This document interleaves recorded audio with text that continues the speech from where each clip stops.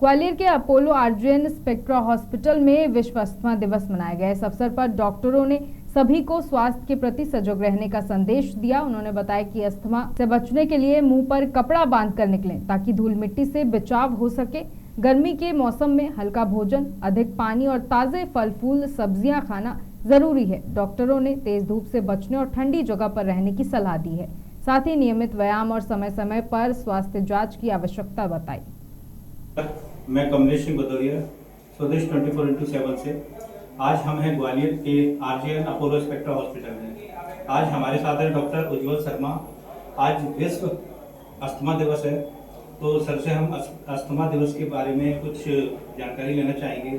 Sir, asthma क्या है, पहले तो हमारे दर्शकों को आप ये बताएं। देखिए, अस्थमा एक किसी सांस संबंधित परेशानी है जिसमें कि सांस की नलियों में संकुचन होने से व्यक्ति को सांस लेने में परेशानी होना, खांसी बार बार होना या घरघराहट की आवाज आना, उसके साथ साथ कभी कभी व्यक्ति को बहुत ज्यादा घुटन हो जाती है, सफोकेशन होता है। तो ये सारे लक्षण हैं। अगर किसी को इस तरह की परेशानी होती है तो उसमें अस्थमा का जरूर चेकअप करना चाहिए। अस्थमा में सर हमारे शरीर का कौन सा भाग प्रभावित होता है? देखिए, अस्थमा जो है मेनली लंग्स की बीमारी है, जिसमें कि मैंने बताया सांस की नली में सूजन आ जाती है, संकुचन होता है, जिससे कि जो व्यक्ति सांस ले रहा है, जो हवा अंदर जा रही है, वो पूरी तरह से अंदर पहुंच नहीं पाते, बिकॉज सांस की नली में रुकावट आ जाती है। तो उसकी वजह से जो है सांस की नली में सिकुड़न होना, संकुचन होना, जिससे कि सांस संबंधित परेशानी होने लगती है। जैसा कि सर अस्थमा हमारे सीजन के हिसाब से किस महीने में ज्यादा समस्याएं आती हैं अस्थमा में? देखिए, अस्थमा जो है एक आप देखेंगे कि जब सीजन चेंज होता है, जैसे अभी गर्मी आ रही है तो अभी जो सीजन चेंज हो रहा है, इस समय भी काफी केसेस इसमें बढ़ जाते हैं।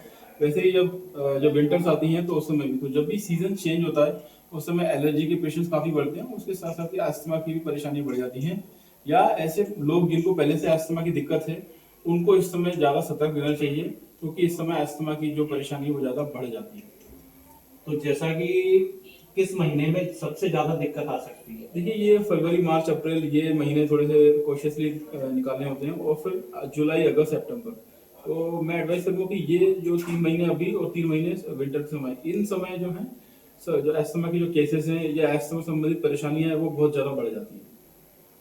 क्या क्या सावधानियां रखेंगे सर? तो अस्थमा मतलब जब कोई पेशेंट है तो क्या सावधानियां रखेंगे? देखिए, अस्थमा के मरीज को सबसे पहले तो ये है कि उसको जो बताई गई है दवाइयाँ वो प्रॉपर रेगुलर ले। इसके अलावा व्यायाम प्रॉपर रखें, सुबह शाम हाफ एन आवर का, आधे घंटे का भी व्यायाम करेंगे।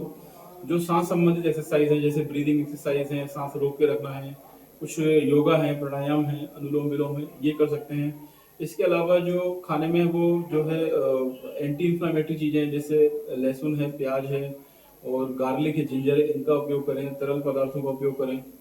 बाकी तेल मसाले से बचें, जो जो बाहर की जो फास्ट फूड है, जंक फूड है। और स्पेशली मैं एडवाइस करूंगा कि जो लोग स्मोकिंग करते हैं, तम्बाकू का सेवन करते हैं, वो बिल्कुल इन चीज़ों को त्याग दें। इससे अस्थमा की परेशानी काफ़ी ज़्यादा बढ़ जाती है। तो इन सावधानियों का हम लोग उपयोग करेंगे तो हम काफ़ी हद तक इस परेशानी को कम कर सकते हैं। तो सर एक क्वेश्चन और आपसे करना चाहूंगा। विश्व अस्थमा दिवस मनाया जाता है, तो वो प्रतिवर्ष हर साल मनाया जाता है, क्यों मनाया जाता है? देखिए, क्या है, विश्व अस्थमा दिवस जो है वो WHO द्वारा डिसाइड किया गया है। इस दिन हम लोग जो अस्थमा से संबंधित जो परेशानियां हैं, अस्थमा से रिलेटेड जो मिथ है लोगों में, अस्थमा से रिलेटेड कई तरह की भ्रांतियां होती हैं, उनके बारे में हम एक विचार विमर्श करते हैं। जैसे कई लोग कहते हैं कि जो काफी मिथ है लोगों में कि इनहेलर जो पंप लेते हैं वो एक बार लिया तो वो लाइफ लॉन्ग लेना पड़ता है, तो ये मिथ है। जब तक परेशानी होती है व्यक्ति को, पेशेंट को, तभी तक देते हैं, तो काफी सेफ होते हैं, सुरक्षित होते हैं। तो इस तरह की बहुत सारी भ्रांति हैं बीमारी से जुड़े हुए, उसके बारे में हम विचार विमर्श करते हैं, लोगों को अवेयर करते हैं, जानकारी देते हैं, ताकि वो इस चीज से डरे ना, घबराए ना, और प्रॉपर उसका सावधानी पूर्वक उसको हम जो है, जो मैंने प्रिकॉशन बताया उनका उपयोग करेंगे तो काफी हद तक अस्थमा से बच सकते हैं। सर, अभी इस समय अस्थमा के जो लक्षण है वो ज्यादातर किन मतलब सीनियर सिटीजन में दिक्कत होगी या फिर किसी में भी हो सकती है? देखिए, अस्थमा जो है वो देखेंगे मिडिल एज ग्रुप जो होता है, लगभग 15-18 साल से लेके वो 40 से 45 साल के बीच में जो पुरुष हैं, महिलाएं हैं, उनको काफी ज्यादा अफेक्ट करता है। वृद्ध लोगों में भी होता है, बट नंबर ऑफ पेशेंट जो है मिडिल एज में ज्यादा होती हैं।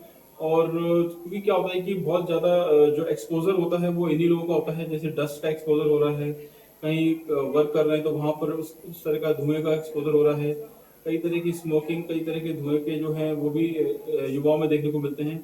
तो मोटा मोटा बोला जाए तो एक मिडिल एज ग्रुप है, उसमें लगभग 20 से 40 से 45 वर्ष के जो एज ग्रुप है उसमें काफ़ी ज़्यादा कॉमन है अस्थमा की परेशानी। रोड पर हम लोग आते जाते हैं, हमारे और भी जो पब्लिक आती जाती है उनके लिए कुछ सुविधाएं मतलब सुरक्षित जो जी बिल्कुल, ये क्योंकि ग्वालियर में आप देखेंगे काफ़ी इस समय जो है काफ़ी खराब स्थिति है सड़कों की।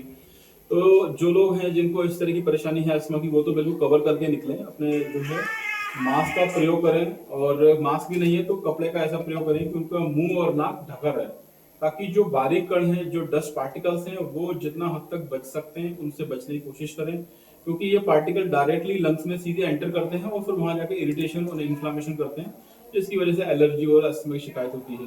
तो जो लोग इस बीमारी से ग्रसित हैं वो मास्क का प्रयोग करें तो वो ज़्यादा बेहतर है। अगर किसी को कोई हल्की फुल्की परेशानी हो सांस लेने में तो उसे मतलब कैसे पता चलेगा कि हमको अस्थमा है या फिर देखिए क्या है कि इसमें ये देखते हैं कि जो फिजिकल एक्टिविटी व्यक्ति पहले करता था, जैसे मान लो कोई कहता है कि मैं 2 मंजिल इजीली चढ़ सकता था, लेकिन अब वही 2 मंजिल चढ़ने में उसको बहुत ज्यादा सांस फूल रही है, तो वो फिजिकल एक्टिविटी जो वो पहले कर लेता था, लेकिन अब उसी एक्टिविटी को करने में उसकी सांस फूल रही है, उस एक्टिविटी के करते समय उसको बैठना पड़ रहा है। जैसे कोई कहता है मैं आधा किलोमीटर 1 किलोमीटर पहले चल लेता था, लेकिन अब उसको 1 किलोमीटर चलने में उसको बीच में रुकना पड़ रहा है, उसको बैठना पड़ रहा है, सांस अपनी वापस लेनी पड़ रही है। तो ये अगर सिम्टम किसी को हो रहे हैं, कई सारे ऐसे पेशेंट्स होते हैं जो बहुत ज्यादा फिजिकल एक्टिविटी नहीं करते हैं, लेकिन जब कभी वो रेलवे ट्रेन वगैरह जाते हैं तो रेलवे ब्रिज जो क्रॉस करते हैं उसमें काफी उनको हांफी आ जाती है। तो इस तरह के पेशेंट्स सिम्टम्स अगर किसी को हो रहे हैं तो उनको जरूर अपना परीक्षण करना चाहिए। अस्थमा की जांच हो जाती है और उससे पता लग जाता है कि अस्थमा है या नहीं, या मामूली एलर्जी है, और उसके बाद उसका ट्रीटमेंट करके प्रॉपरली उसको ट्रीट किया जा सकता है। बहुत बहुत धन्यवाद सर, आपने हमारे दर्शकों को, पब्लिक को और हमारे देशवासियों को जो संदेश दिया उसके लिए बहुत बहुत धन्यवाद। मैं स्वदेश 24x7 से कमलेश सिंह भदौरिया, ग्वालियर।